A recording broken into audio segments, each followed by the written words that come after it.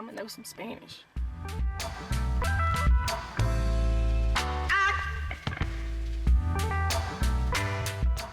I'm on a streak, y'all. I've tried to record this before. This is the other one that I had recorded outside, but it was just way too windy. So let's try this one more time. This is my top 5 things that I would probably like reconsider if I got another van, or if I were to start over or whatever. So hopefully this is gonna help someone who's just starting out, trying to get some tips on living this way. So top 5 things that I would make sure that I put more energy, effort, and probably money into when I did this van build. So the first one that I'm realizing is a good toilet. This is not for everyone. Guys have it easier than females in this aspect, but there are, even for guys, some nights that you're going to need a toilet. Not just a jar or a tree, but you're going to need something to sit on, and it'll be a late night and you're not going to want to drive anywhere. So I really think that this is something that everyone's going to need. I mean, unless you have it set up a certain way or something that works for you. But I found that I have a jar, and I've tried to use a jar. I've used it a few times, but I'm not a big fan of it because then you have to wash it out, and after you dump it out, yeah, I can do that. But then when I go to wash it out in a public restroom, like, I'm kind of weird because why do I have a jar in there washing it out? You don't have to be that smart to know what I was using it for. And I also have my 5-gallon bucket, so I've been using that with like the kitty litter and like biodegradable bags, and that works out better for me because you just tie it up and then throw it away, and then that's it. I don't have to wash anything out or anything like that. So I feel like that works out better for me right now, but eventually I am going to get a porta potty. I feel like that's just, something that I'm going to need, because I'd rather have that. I feel more comfortable with that, and then I don't have to throw something away every day or clean something every day. That can be a part of my weekly routine of cleaning, so that just will help me better, because I don't like to clean every day. I'd rather clean once a week. So yeah, the toilet would be the one thing for me. The bed, so you all know I just got me a new mattress.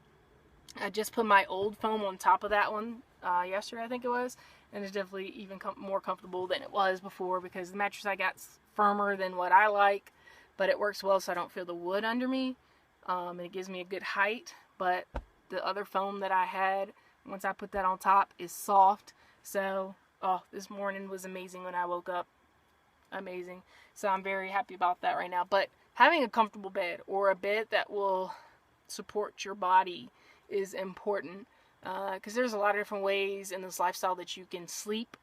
You could just on the floor with an air mattress, on the floor with a sleeping bag, a hammock strapped across. There's different ways you can do it, but if you're not comfortable, you're not going to get a good night's sleep. You're not going to do well during the day. You're not going to be productive. You're not going to be happy. You're not going to have enough energy. So I highly suggest getting a comfortable bed, making sure your bed is comfortable. You don't have to go buy a new mattress or anything, but just make sure it's comfortable. But I would suggest, I don't even say you have to build a bed. You can get one of these memory foam mattresses and throw it on the floor and you're good to go. But just make sure it's comfortable, because if not, like, your body will be affected eventually. So yeah, airflow and having a good AC and heater. I feel like this is important. Definitely the airflow. If you don't do the AC or the heater, get you an airflow, which means a vent. You don't have to do the fantastic fan, but you can get a vent in your van to have the airflow and circulate. That's very important. And having an AC and heater, I feel like, is important now, because before it wasn't supposed to be as hot as it has been this summer, which is why I didn't go ahead and do the AC before I had left. It was just way hotter than it was supposed to be. So, but I do think it's important, because the weather can change and you never know. You can be somewhere south and the winter's just going to be a horrible winter and you're going to get hit with some cold weather. So I think a Mr. Heater buddy thing will be a good solution. That, or like anything of that sort, is a good idea to have. Even if you don't think you're going to need it, it will come in handy eventually, trust me. That, or get you a 0 degree or below zero sleeping bag if you don't want to get the heater. And when it's hot, you can take off all the clothes you want and you can spray yourself as much as you want. But when it's hot, it is hot. It is not good to just be hot because you're going to sweat. If you're not getting enough water into your body and you're not staying cool, you can be dehydrated. You can have heat stroke. You know, it's not a good thing. So if you don't have the vent, because that will help, you know, you can get by with that in some places, especially if you're in the shade. But if you don't, you have to get an AC, because I don't want to see anybody passing out in the van and then there's a stigma on, you know, people going crazy in their vans or something. But I didn't want the AC in my back window. I thought about doing it in the bottom half of the door, but I went ahead and went with the portable floor AC units right there, and I have it vented out my passenger window.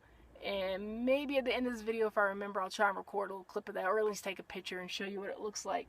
I've been through about 3 or 4 different ways of getting the vent to sit in the window and block the window at the same time so nothing comes in and also keeps that air out. But this works very well for me. And you can also vent it out any window as long as you can get it, you know, set up a certain way to do that and build something to make it vent out the window. So I think it's pretty cool. My next build, I'm definitely going to have it off to the side or something, vented out a side window or something like that. But it's amazing. It will make you feel better and make you love living this better instead of being miserable. But if you get out and you have a job or you go and do stuff, you can survive, because then you do that during the day, and when you come back it's cooler at night. But I would suggest at least some airflow. Have a vent or something to give you some good airflow in here. The next one will be food storage or refrigeration. So it depends on the way you eat in your diet.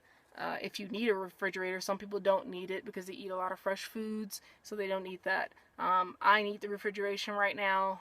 I tried the cooler thing. It just did not work for me. I thought I could do it at least for a little while until I could save up for like a Dometic or 12-volt compressor refrigerator, but I couldn't wait, and I went ahead and got this mini fridge over here. If you can't see it, you can see it in my other videos. But I think having some good food storage is essential, because you don't want to eat food that goes bad. You don't want your food going bad. You don't want bugs and critters in it. So getting good food storage, if you don't have refrigeration, get something to put your non-perishables in so that nothing can get into it. I have mine set up off of the floor too, so no ants, even if they do come in here, can't get to it easily. So I think that that's important, making sure your food is safe and in a good environment, because that's going inside of your body. That's what gives you energy, and you know, you don't want to be eating bad stuff. A few weekends ago, about 2 or 3 weekends ago, I know it was something that I eaten from when I ate in town, and it was a horrible weekend. Horrible, the worst that I've had in this van. And being in a small space with a 5-gallon bucket is not a good idea when you're throwing up and you got to run to the bathroom all times of the night. I mean, I was up at like 4 in the morning. It's freezing outside because the weather's changing all here, and I had thrown up in here. I had a mess that I had to clean up, sheets I had to wash and everything like that. You know, I had to go to the bathroom for a while. Like, it was not a good thing. And if I wasn't around the bathroom, having that in here with all the smells and stuff, can you imagine that? Like, that would not be cool. So that's why I say a porta potty is definitely in my future, because that would have helped a lot more than just a 5-gallon bucket and bags tied up with the smell still coming out of it. You know, and you just don't want to live in an environment like that when you're that sick. So yeah, I would suggest keeping your food good so you don't get sick from food poisoning or anything like that.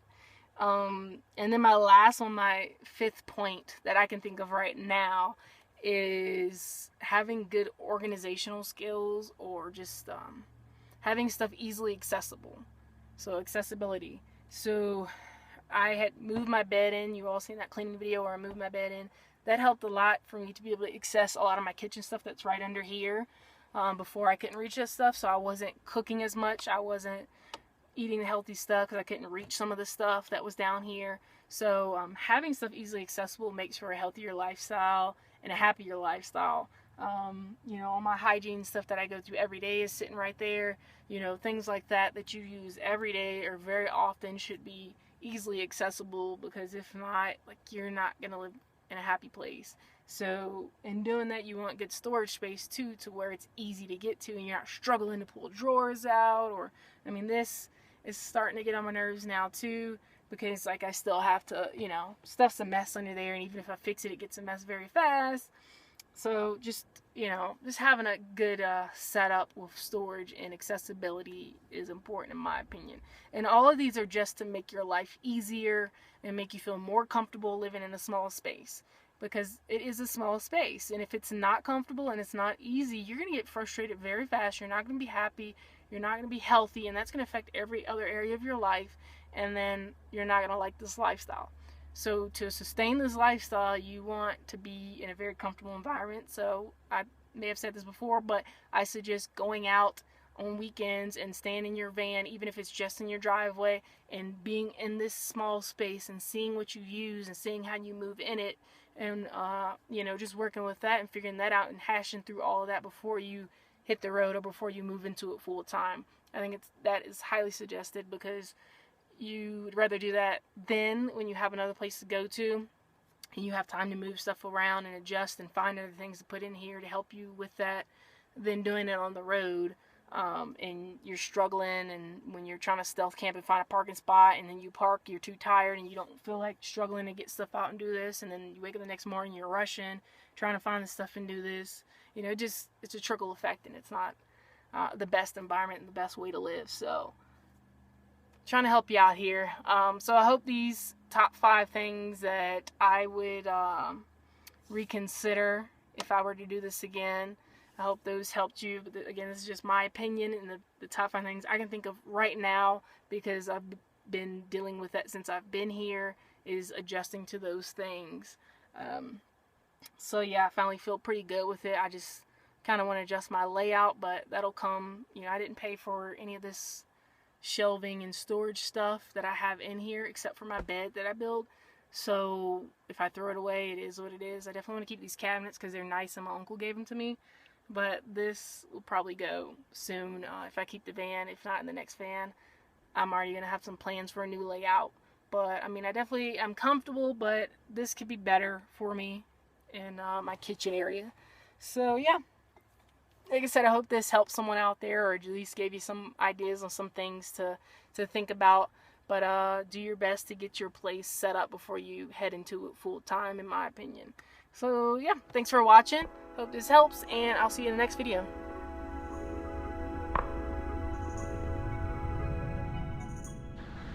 I almost forgot to show you all this, but here's my AC right here, and the vent out of my window like that. I have a cardboard box that I got from Amazon that I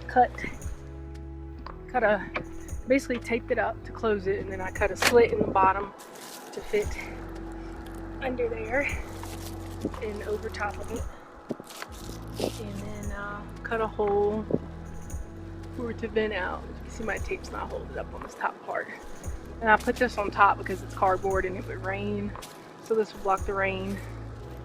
So that's just how I have it set up right now. The window should go down a little bit more so that all the air can come out, but yeah, so this is what it looks like. And this is my cheap dollar store windshield covering. I just cut to the shape and taped up on here. But yeah, I mean, it doesn't look that good, but it does a job. Before I had used insulation foam, tried that, and that worked well, but it would break apart easily. So if there was a way to like keep it sturdy, it would do well. But this is the best one I've had so far, and also it's easier to take down and put back up. That's why I like it. So if I can just build something like this but without cardboard, I would like that. But I'm also thinking about moving the AC too. But right now it's going to go here. I just want to show you all because there's some people that keep asking me about my AC unit, and I'll show you the make and model too.